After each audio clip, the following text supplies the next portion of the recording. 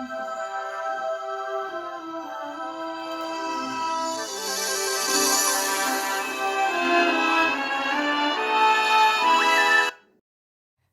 dia, eu sou a Raquel, este é o meu colega Nelson e hoje vamos falar sobre o ciclo do Mercúrio. Como todos os ciclos, tem um início, meio e fim.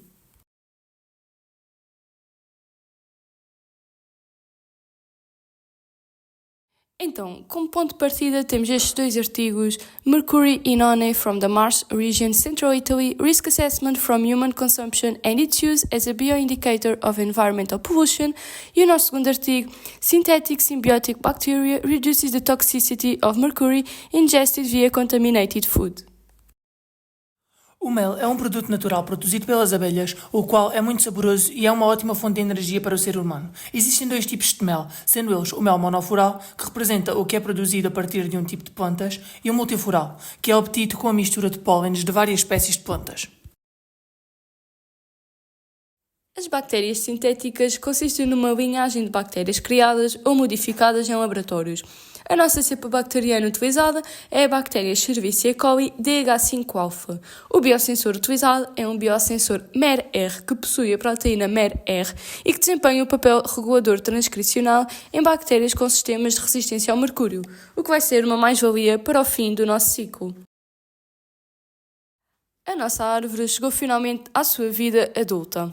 Tendo então a informação na tabela periódica, a ocorrência na natureza, os ligandos mais abundantes e geometria desses ligandos, as proteínas e enzimas contendo mercúrio e as funções biológicas e efeitos tóxicos do mesmo, os estados de oxidação e especiação em função do pH, o transporte celular e as aplicações na bioquímica e as aplicações no ambiente e na medicina.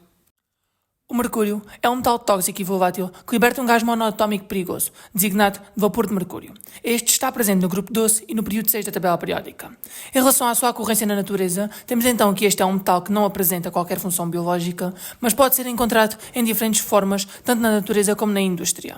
Como exemplos temos então os termómetros, as amálgamas dentárias, na bioacumulação de mercúrio em organismos aquáticos e no mineral de cinábrio. Como exemplos de proteínas e enzimas que contêm mercúrio, temos então a metalationina, que é muito rica em cisteínas, a mercúrio redutase, MER-A, e a enzima organomercurialiase, MER-B. A metalationina possui um papel protetor por sequestro de metais e proteção contra condições de stress oxidativo, permitindo assim controlar os níveis de mercúrio.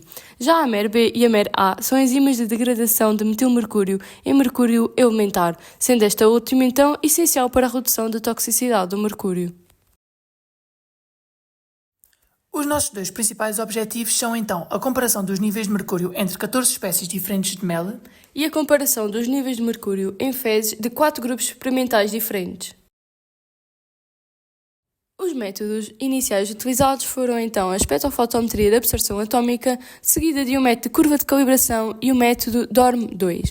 Já para o nosso segundo objetivo foram realizados a espectrofotometria de absorção atómica, a sequenciação metagenómica do gene 16S rDNA da microbiota intestinal e, por fim, a cultura de transferência horizontal de genes.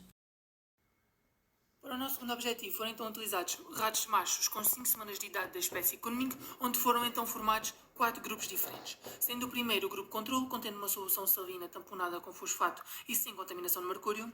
Já o segundo grupo, o grupo CQM, semelhante ao grupo controle, mas desta vez com a adição de contaminação de mercúrio. O grupo SM, com células de bactéria selvagem e contaminação de mercúrio. E por fim, o BSM, com as nossas células biosensoras MER-R e, novamente, uma contaminação de mercúrio. Como primeiro resultado, temos a comparação dos níveis de mercúrio de acordo com a origem botânica, em microgramas por quilograma, em função das espécies.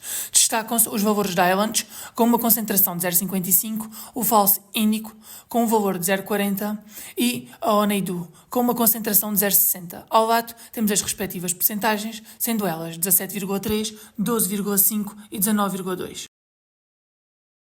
Nestes resultados, conseguimos ver a concentração de mercúrio nas fezes de acordo com o grupo experimental, em microgramas por quilograma das fezes recolhidas. Observamos então um valor de 0,3 para o grupo controle, o CKC, 5,8 para o CKPM, 4,2 para o ESM e 8 para o BSM.